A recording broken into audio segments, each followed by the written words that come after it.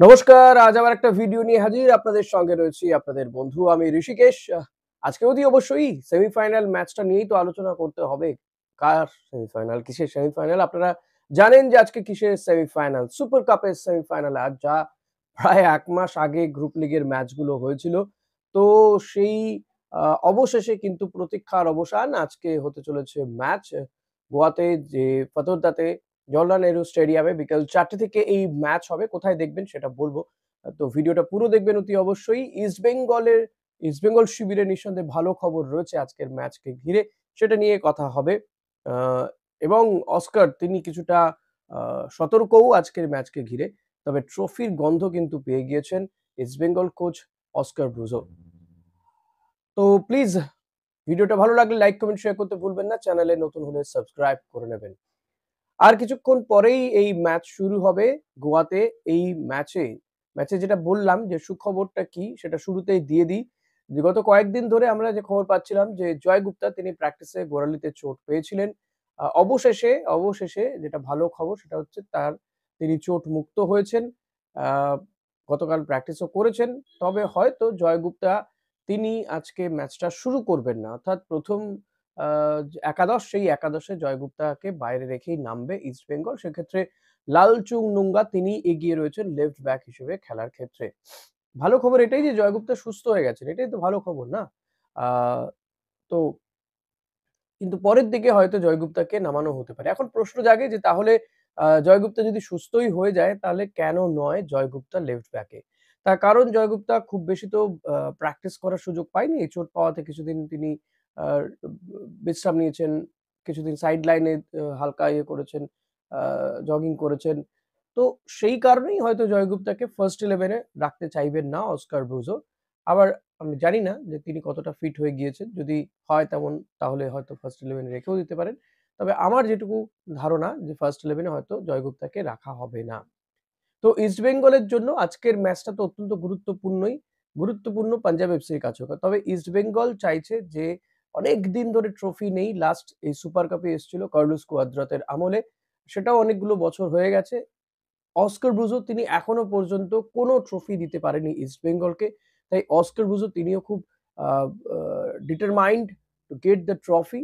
অন্তত এই ম্যাচটা জিতে ফাইনালে যেতে চাইছেন। আমরা জানি যে আইএফএ শিল্ডেও ইস্টবেঙ্গল ফাইনালে গিয়েছিল কিন্তু সেখানে পেনাল্টি শুট আউটে ব্যর্থ হয় ইস্টবেঙ্গল। সে কারণে কিন্তু এই পেনাল্টি শুট আউটও প্র্যাকটিস করাচ্ছেন অস্কার ব্রুজো।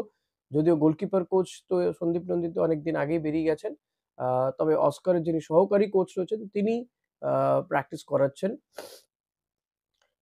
এর মধ্যে ইস্টবেঙ্গল টিমে আর কোনো চোট নিয়ে কোথাও কোনো সমস্যা নেই। সবাই ফিট রয়েছে এটাই আশার খবর এবং অস্কার অ তিনি ভাবছেন যে আজকে ফার্স্ট 11 এ ইবুসুকিকে রাখবেন নাকি হামিদ আহাদাতকে রাখবেন। অর্থাৎ অস্কার চাইছেন শুরুতেই গোল তুলে নিতে। তাই যার এই অ্যাকুরেসি টা বেশি তাকে রাখা হবে, তাকে রাখা উচিত এক্ষেত্রে। আপনার কি মনে হয় কাকে রাখা উচিত? জানাবেন সেটা। তো আমার তো মনে হয় যে ফার্স্ট 11 এ যেহেতু ইস্টবেঙ্গলের গোলের খরা রয়েছে এবং হামিদ আহাদাত অলরেডি এই ইস্টবেঙ্গলের জার্সি পরে অনেকগুলো গোল করেও ফেলেছেন। তো হামিদকেই ফার্স্ট 11 এ রাখবেন এবং হামিদের যেটা সবচেয়ে আমার ভালো লাগে, অনেকেই বলতে পারেন যে হামিদকে দেখে বিপক্ষের ডিফেন্স যে ভয় পাবে যে এমন একজন স্ট্রাইকার সেটা হামিদ নয়। হয়তো তা নন হামিদ। হামিদ তিনি 2nd স্ট্রাইকার হিসেবে খেলতেন ফলত এখানে এসে ফার্স্ট স্ট্রাইকার হয়েছেন। যদিও তার গোল করার যে মরিয়া প্রয়াসটা রয়েছে এবং গোল করেওছেন অলরেডি ইস্টবেঙ্গলের জার্সিতে তিনি। তো হামিদের মধ্যে যেটা আমার যেটা সবচেয়ে বেশি ভালো লাগে সেটা হচ্ছে পরিশ্রমী প্লেয়ার। নিচে নেমে বল নিয়ে যাওয়ার চেষ্টা করেন তিনি। এটা সবচেয়ে বড় দিক হামিদের এবং তিনি প্লেয়ারদেরকে আ বল বাড়ান। এই যে একা গোল করার চেষ্টা করেন না সবসময়। অর্থাৎ তিনি অ্যাজ আ টিম ম্যান হিসেবে খেলতে চান। গোল যদি নাও পান সেটা তার মধ্যে দেখা গিয়েছে এই সুপার কাপের ম্যাচগুলোতেই কিন্তু দেখা গিয়েছে। এটা আমার সবচেয়ে বেশি ভালো লাগে। তবে হ্যাঁ, তাকে মানে যেটা সবচেয়ে বেশি দরকার তার কাছ থেকে যেটা সবচেয়ে বেশি এক্সপেক্ট করেন কোচ, সমর্থকরা সেটা হচ্ছে গোল। আর সেটাই তাকে করতে হবে। আজকে শুরুতেই গোলটা করে দিতে হবে ইস্টবেঙ্গলের হয়ে এবং আ পাঞ্জাব এফসির ডিফেন্সে বলুন, ফরওয়ার্ডে বলুন তাদের শক্তি বেড়েছে। বিদেশিরা জয়েন করেছে টিমটাতে ২ জন বিদেশি জয়েন করেছে নতুন করে আফটার গ্রুপ লিগ ম্যাচ। তো হতে পারে তারা জয়েন করেছে কিন্তু খুব বেশি দিন হয়নি। তো তাদেরও কম্বিনেশনে আসতে সময় লাগবে। ইস্টবেঙ্গল কোচ অস্কার বুজো তিনিও বলেছেন যে তিনি ওয়াকিবহাল রয়েছেন। তাদের যে বিদেশি ইনক্লুশন হয়েছে তো তাদেরকেও তিনি মেপে নিয়েছেন আরকি। সব মিলিয়ে ইস্টবেঙ্গলকে কিন্তু পজিটিভ ফুটবলই খেলতে হবে। সেটা অস্কার খেলেও থাকেন। আক্রমণাত্মক ফুটবল আবার ডিফেন্সেও সবাই নেমে আসে। সেরকমই খেলবেন। তো ফার্স্ট 11 কি হতে পারে? What will be the first 11 for the today's match? A Oscar বুজো তিনি যেটা নামাতে পারেন বলে আমার মনে হচ্ছে প্রভসু খান গিল গোলে, ৪ জন ডিফেন্সে, সেন্টার ব্যাকে আনোয়ার আলী, কেভিন সিভিলে, আর এদিকে রাইট ব্যাকে মোহাম্মদ রাকিব অসাধারণ খেলেছে থ্রু আউট দ্য টুর্নামেন্ট। শুধু নয় অস্কারের হাতে পড়ে রাকিবকে একেবারে অন্যরকম লাগছে। একটা সময় তো মনে হচ্ছিল যে এই রাকিবকে কবে বিদায় দেবে। কিন্তু এখন মনে হচ্ছে যে রাকিবের বিকল্প রাকিব নিজেই। আর কোনো বিকল্প নেই। তো মোহাম্মদ রাকিব লেফট ব্যাকে লালচুং নুঙ্গাকেই এখানে নামাবে বলে আমার মনে হচ্ছে ফার্স্ট 11 এ। আ সেকেন্ড হাফে হয়তো জয় গুপ্তাকে নামালেও নামাতে পারেন অস্কার। তো ফার্স্ট 11 এ তো লালচুং নুঙ্গাকেই রাখছি আমি। এরপরে যদি আসি মাঝমাঠ। এই মুহূর্তে দাঁড়িয়ে আ ইন্ডিয়ান যে ক্লাবগুলো রয়েছে তার মধ্যে কিন্তু ইস্টবেঙ্গলেরই মাঝমাঠ সবচেয়ে ভালো। তো সেই মাঝমাঠে ত্রয়ী মিগুয়েল, আ মোহাম্মদ রশিদ এবং সাউল ক্রেসপো এই ৩ জনই থাকছেন। এই ৩ জনই মাঝমাঠটা দেখে নেবেন। সাউল ক্রেসপোরও চোট ছিল কিন্তু সে চোটমুক্ত হয়েছে। সে মানে ফর্মেও রয়েছে কারণ প্র্যাকটিস ম্যাচে গোলও পেয়েছিল। তো সাউল নামবেই আজকের ম্যাচে। দুটো উইংয়ে একদিকে নাওরেম মহেশ, অন্যদিকে বিপিন সিং। বিপিন সিং এরও অসম্ভব গোল ক্ষুধা রয়েছে। তো গোল করার প্রবণতা রয়েছে তার এবং আ ভালো পাসও বাড়াতে পারেন। ভীষণ পরিশ্রমী প্লেয়ার। উম আ তো বিপিনকে বাদ দিয়ে তো ভাবা যায় না। তাহলে কতজন হলো? ১, ৪, ৫ অর্থাৎ আ ৯-১০ জন। লোন স্ট্রাইকার হিসেবে হামিদ আহাদাদ খেলবেন ওপরে। এটাই আমার মনে হচ্ছে বেস্ট টিম হবে ইস্ট বেঙ্গলের জন্য। আপনাদের কি মনে হচ্ছে? What do you think about the today's first 11? So please share করবেন। অপরদিকে পাঞ্জাব এফসি যদি দেখা যায় তাদের তো বিদেশি ইনক্লুশন হয়েছে। কিন্তু তাদের এই মোহাম্মদ উবেস যিনি ইন্ডিয়া টিমেও চান্স পেয়েছিলেন কাফা নেশনস কাপে, তাকে পাঞ্জাব পাচ্ছে না। পাঞ্জাব যথেষ্ট ভালো খেলেছে গ্রুপ লিগের ম্যাচগুলোতে। আ তবে হ্যাঁ, পাঞ্জাবের কোচ তিনি বলছেন যে অস্কারের হাতে পড়ে ইস্টবেঙ্গলের আ টিমটারই মনস্তত্ত্ব পাল্টে গেছে। অস্কার সেটা করেছেন। আ তো ফলত তিনিও ইস্টবেঙ্গলকে সমীহ করছেন। সমীহ করছেন কিন্তু ইস্টবেঙ্গল কোচ ও পাঞ্জাবকে কিন্তু তবু তিনি ইস্টবেঙ্গলকেই এগিয়ে রাখছেন এবং এই মাঠটা আ এটা একটা দিক ভালো যে এখন সেখানে বৃষ্টি হচ্ছে না। আমরা দেখেছিলাম গ্রুপ লিগের ম্যাচগুলোতে প্রবল বৃষ্টির মধ্যে খেলা হয়েছে এবং এই জওহরলাল নেহরু স্টেডিয়ামে কাদায় যাতা অবস্থা ছিল। কিন্তু এটা ভালো যে এখন কোনো বৃষ্টি হচ্ছে না। মাঠটার কন্ডিশন ভালো রয়েছে। তো বিকেল ৪ঃ০০ থেকে এই ম্যাচ হবে। এই ম্যাচ আপনারা কোথায় দেখতে পারবেন? এটা অনেকের প্রশ্ন রয়েছে। আমার কাছে প্রশ্ন করেছেন অনেকে। তো এই ম্যাচটা আপনারা স্টার স্পোর্টস এ দেখতে পারবেন টিভিতে এবং যদি আপনি অ্যাপে দেখতে চান, মোবাইলে দেখতে চান তো জিও হটস্টারে আপনি এই ম্যাচটা দেখতে পারবেন।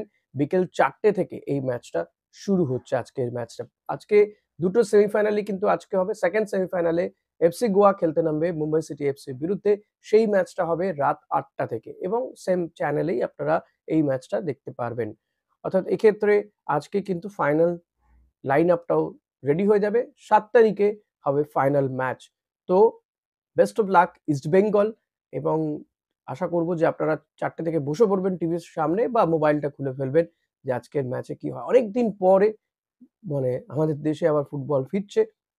তবে ফিরেও এই ৩ টে ম্যাচই তো হবে। তারপরে আবার জানি না কবে কি হবে। কারণ আইএসএল নিয়ে গতকাল যে বৈঠক হয়েছে কেন্দ্রীয় ক্রীড়ামন্ত্রী যে আ ক্রীড়ামন্ত্রী তার উপস্থিতিতে তার জয়েন্ট সেক্রেটারির উপস্থিতিতে যে একাধিক বৈঠক হয়েছে আইএসএল এর আই লিগের সমস্ত স্টেক হোল্ডারদের সঙ্গে যে বৈঠক হয়েছে সেই বৈঠকে বিরাট কিছু বেরিয়ে আসেনি।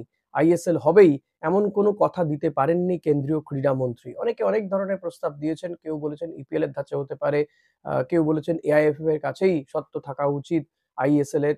তো একাধিক আ বক্তব্য উঠে এসছে। কেন্দ্রীয় ক্রীড়ামন্ত্রী, তার সেক্রেটারিরা পয়েন্ট নোট করেছেন কিভাবে কি করবেন সবটা তারা জানাবেন সুপ্রিম কোর্টে। কারণ তারা ২ সপ্তাহের টাইম নিয়েছিলেন। আমরা জানি যে কেন্দ্রীয় সরকারের যিনি সলিসিটর জেনারেল রয়েছেন তুষার মেহতা তিনি সুপ্রিম কোর্টের কাছে ২ সপ্তাহ সময় নিয়েছেন। এবার তারা জানাবেন যে কি করতে চাইছেন তারা আল্টিমেটলি কিভাবে যাওয়া যেতে পারে। আফটার দ্যাট আইএসএল হবে কি হবে না সেটা আরেকটু পরিষ্কার হবে। তবে হ্যাঁ, একটা উদ্যোগ কেন্দ্রীয় সরকার নিয়েছে। আমার মনে হয় সেটা কিন্তু এই বছরের জন্যই। আ যাতে এই বছর অন্তত বলটা গড়াতে পারে, লিগগুলো চালু হতে পারে এবং সেটা তারপরে যদি খেলা হয়, এফএসডিএল ই যদি করে, আমার তো ভীষণভাবে মনে হচ্ছে যে এফএসডিএল ই করবে।